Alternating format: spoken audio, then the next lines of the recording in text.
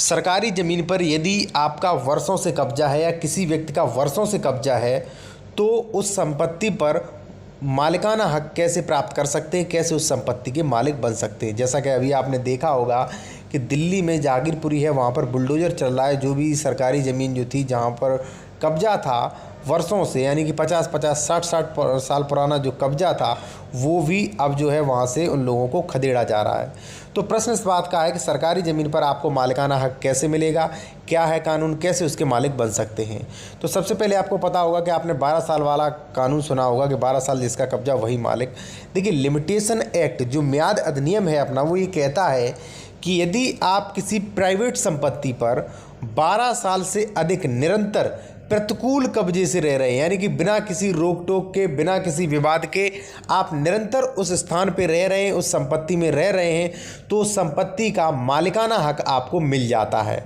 और फिर यदि उसका असली मालिक या कोई भी व्यक्ति आपको उस संपत्ति से बेदखल करता है तो आप कानूनी सहायता ले सकते हैं और वहाँ से आप बेदखल होने से बच सकते हैं। ठीक है, ये तो हो गया भाई प्राइवेट संपत्ति के लिए। अब वही लिमिटेशन एक्ट कहती है कि यदि सरकारी संपत्ति है तो सरकारी संपत्ति पर यह लिमिट 30 साल है। यानी कि लिमिटेशन एक्ट के अनुसार यदि आप किसी सरकारी संपत्ति पर 30 साल से निरंतर कब्जा किए हुए रह रहे हैं तो आपको वहाँ का मालिकाना हक आपको मिल जाता है।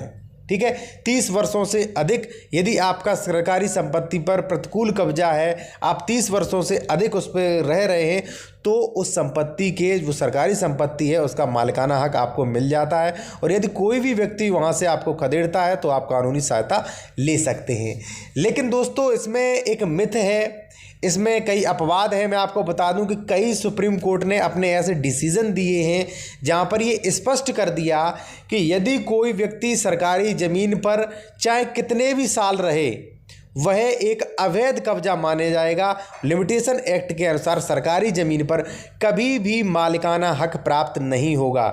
सुप्रीम कोर्ट के ऐसे कई ऑर्डर हैं, क्योंकि वास्तविकता आपके सामने है। जैसा कि आपने कई बार देखा होगा कि जो भी दबंग किस्म के लोग हैं या जो भी नेता लोग हैं, कई बार सरकारी प्रॉपर्टी पर कब्जा किए रहते हैं, लेकिन जब दूसरे किसी की सरकार बन जाती है तो उस जो भी सरकारी अवैध सरकारी ज़मीन पर जो भी मकान खड़ा कर लेते हैं, जो भी संपत्ति निर्माण कर लेते हैं, उस संपत्ति को वहाँ से हटा दिया जाता होगा।